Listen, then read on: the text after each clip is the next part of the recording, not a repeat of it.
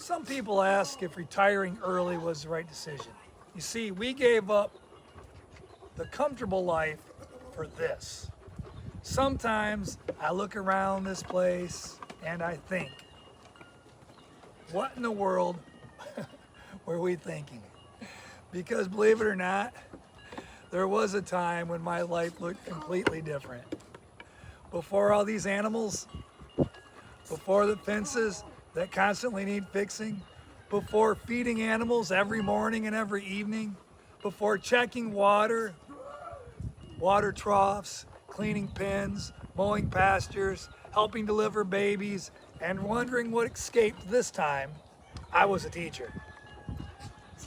And I had a pretty comfortable life. I enjoyed being a teacher. And one of the really incredible things about it, about that chapter of my life, was getting opportunities that a lot of people never get. I was able to take students on educational trips around the world. We got to see places most people only read about or see on television. And those are memories I'll always have. Kristen and I could travel too. We could plan a vacation. We could pack our bags, get on a plane and leave. And when we got home, there weren't 100 hungry mouths standing at the fence wondering where we'd been. We also had a really nice house. And when I say nice, I'm talking about a big house, a big swimming pool, a hot tub, the kind of place where you could come home after work, kick your shoes off, sit by the pool, and relax. Looking back, we had what a lot of people would probably consider the dream. A comfortable career, a beautiful home, vacations, travel, time off, and then we sold it. Yep, apparently we looked at that nice, comfortable life and said, you know what this needs? More manure. So we traded it in. We sold the house. We gave up the pool. We gave up the hot tub. And we started building this little farm and family business that you now know as Hartland Oaks. And I'm going to tell you something that might surprise people who dream about leaving their job and starting a small farm. This life is not easier. Not even close. So let's discuss the reality of leaving a regular job. When I was teaching, I had a schedule. There was a time I was supposed to be at work. There was a time I got home. There were weekends. There were holidays. There were summer breaks. And every once in a while, we'd get some bad weather and school would close. You'd wake up, you'd look at your phone, and you'd find out, no school today. That was a pretty good feeling. Hey, what are you doing there, little one? You know what happens when the weather is terrible on the farm? You still go outside. Actually, you probably have more work. If it's pouring rain, the animals still have to eat. Everyone's knocking the camera down. So let's back up here a little bit. If it's freezing outside, they still need water. If it's 100 degrees in Texas, they still need to be checked. The farm doesn't care what the weather app says. And the animals definitely don't care. They're just standing there looking at you like breakfast, or in this case, dinner. Oh, you want some dinner? You just gotta wait. When I finish recording, I'll get you guys dinner. Something to think about? There aren't any sick days. That's probably one of the biggest differences. As a teacher, if I was really sick, I could call in. Stop eating the camera. Somebody could cover my class. I could stay home and recover. But who's going to call in and cover for me here? Mabel? Prince? One of these goats? I've asked. They're not interested.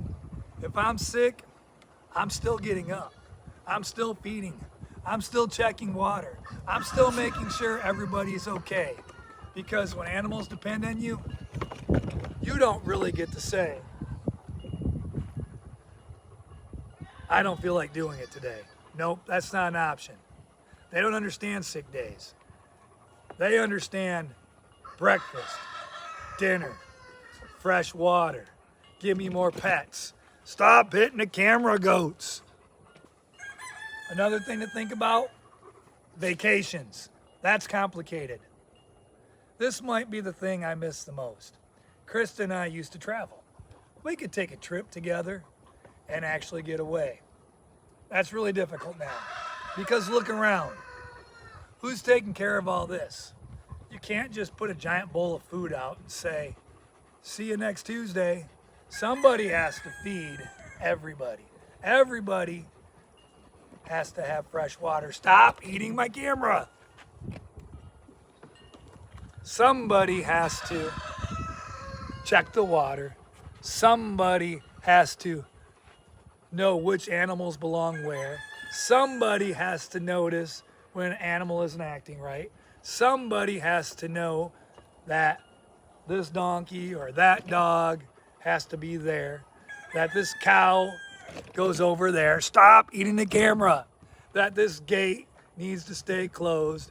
And whatever you do, don't open that gate. I'm sorry, I'm not petting you.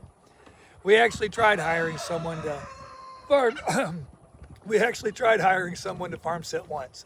I almost choked. Once. I'm not going to turn this into a 45-minute video, so let's just say it was a nightmare. And stop it, goat. And we learned something. Taking care of a farm like this isn't quite the same as asking your neighbor to feed your dog once you're gone. There's a lot going on here.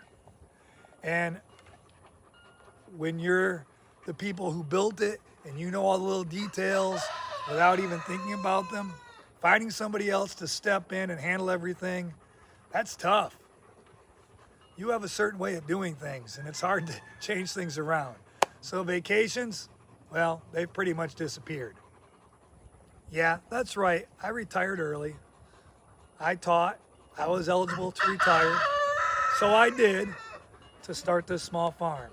And to be honest, I probably work harder now than I ever have. Here's the funny part. People sometimes dream about quitting their job because they want freedom. And technically, I guess I have freedom here on the farm. I'm my own boss. Sorta. But I have to answer to all these guys. I have many new bosses, and they're terrible. Look at all of them. All these furry farm critters. And there are a lot of them. They demand breakfast. They demand dinner. They destroy company property. And they don't respect personal boundaries. They don't respect my camera. They keep knocking it over and trying to eat it. And not a single one of them has ever filled out a W-2. Running a small farm and trying to turn it into a family business means there's always something to do. If I'm not feeding animals, I'm repairing something. If I'm not repairing something, I'm building something. If I'm not building something, I'm mowing. If I'm not mowing, I'm cleaning. If I'm not doing any of that, I'm probably filming a YouTube video about doing that. And when I'm finished filming, then I have to go edit the video. So yes, I probably work harder now than I did when I had a regular career. And that doesn't even take into account the weddings we do and the petting zoos we do and the many things that we do to donate back to the community. We stay busy all the time. So with retiring from teaching, what we got in return, we gave up a lot to build Hartland Oaks, but we gained something too. We built something that's ours. Kristen and I get to wake up every day, walk around, look around at something we created. We've watched animals be born here. We've cared for animals when they're sick. We've laughed at them. We've worried about them. We've cried over them. And we've gotten attached to way more animals than any reasonable person probably should. We've met people through this farm that we never would have met otherwise. We've been able to share our animals and our lives with people all over the world through YouTube and other forms of social media. And somehow, this little farm has become more than just a place where we live. It's become our life. It's become our family business. And it's become our story. Right, buddy? Is it your story too? Your story too? So the question is, would I recommend this? Would I recommend it? It's a tough question. If somebody told me, I hate my job, I want to quit tomorrow, buy 5 or 10 acres and start a farm because I want an easier life, I'd probably tell them, don't do it. Because if you're looking for easier, this probably isn't it. But if you're looking for something different, if you're willing to work, if you're okay with giving up some conveniences, if you can accept that sometimes your plans are going to revolve around animals instead of the other way around, then maybe you'll understand why we did it. Because there's something about walking outside in the morning and seeing all of this that I can't really explain. It isn't really easier. It isn't always relaxing. And it definitely isn't a permanent vacation. But for us, it's worth it. We like it. We love it. We're still building the dream, and we're nowhere near finished. There are things about this farm that don't work the way I want them to. I'm choking again. I'm always choking. There are things I'd change. There are things we've tried that failed completely. There are things I look back on now and think, well, that was stupid. But that's part of it. We're learning. We're improving. And we're going to keep trying to make this place better. Maybe one day we'll even figure out how to take a vacation again. Stop it, goat. I'm not getting my hopes up, but it sure would be nice to have a vacation. But we're going to keep building, that's for sure. We're going to keep learning. We're going to keep sharing the successes. And probably more importantly, we're going to keep sharing the mistakes, because that's what Hartland Oaks really is. We're not professional farmers pretending we have everything figured out. We're just a family that decided to trade one version of a good life for another. And even though this version comes with a whole lot more work, a whole lot more mud, and a shocking amount of manure, I wouldn't change it. I don't know exactly where Hartland Oaks is going to take us, but I know we're going to keep trying to make it better. One fence, one animal, one mistake, and one day at a time. And if you want to follow along and see whether we actually figure this whole thing out, hit the subscribe button. Leave some comments. I like to read the comments, and I try to reply to all of them. And we'll see you next time here on the farm. Hartland Oaks signing out. Adios, everyone. Thanks for watching. Have a great day.